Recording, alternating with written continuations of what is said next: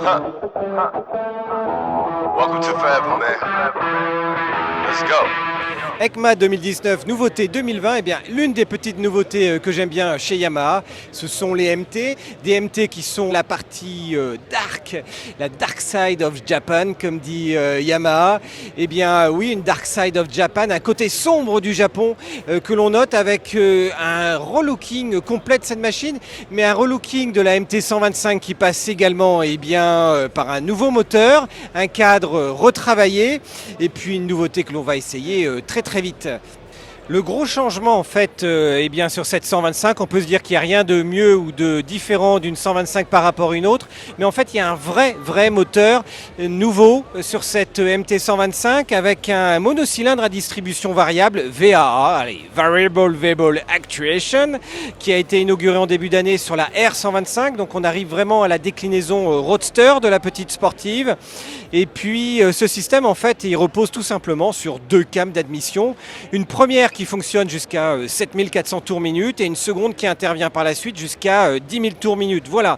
Et puis ce moteur est surtout doté d'un nouvel embrayage anti-dribble assisté AES qui réduit l'effort nécessaire sur le levier et puis qui va faciliter le rétrogradage même sans parler de shifter. Derrière, ou en dessous plus précisément, on a un cadre Delta Box avec un bras oscillant en alu qui est également nouveau, avec un empattement réduit à 1325 mm et réduit de 30 mm par rapport au précédent modèle, ce qui autorise une meilleure centralisation des masses. Et puis derrière, on a un bras renforcé pour permettre l'utilisation d'une roue arrière de 17 pouces avec un pneu de 140. À l'avant, à contrario, la suspension est désormais assurée par une grosse fourche inversée de 41 mm, débattant sur 130 mm. Et puis il y a également du changement au niveau freinage, puisque le disque avant il passe à 292 mm et il est désormais associé à un étrier radial. On reste toujours dans les 15 chevaux avec ce nouveau moteur. Côté réservoir, on passe à un réservoir de 10 litres, donc un réservoir en baisse par rapport au précédent modèle qui faisait 11,5 litres.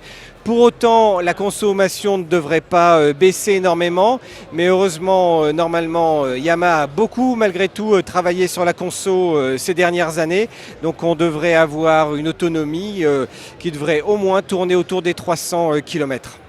Alors ce nouveau réservoir, il va en fait avoir un impact sur la position de conduite, puisque ici on a des repose-pieds qui changent, un guidon qui est un petit peu plus droit, donc on a une position globale beaucoup plus droite et un petit peu moins penchée qu'auparavant sur cette MT 125, et surtout avec une jolie échancrure en dessous qui permet d'avoir en fait de bien serrer le réservoir avec les jambes et qui permet de faire vraiment corps avec la moto.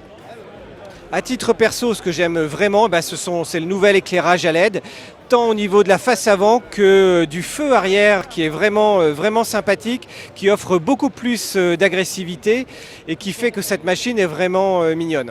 Bien voilà, vous avez apprécié la présentation de cette petite MT 125 qui malheureusement a un prix qui flirte avec les 5 000 €. Donc c'est un petit peu le hic de ces petites 125 dont les prix finalement ne sont pas si loin que certaines 300 cm3. Et puis bonne nouvelle, on a déjà réservé notre essai de cette MT 125.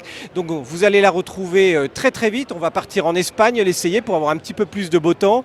Et vous allez retrouver du coup l'essai vidéo de cette MT 125, mais également de la MT 03 qui est sur le stand juste à côté, très vite sur le repère des motards.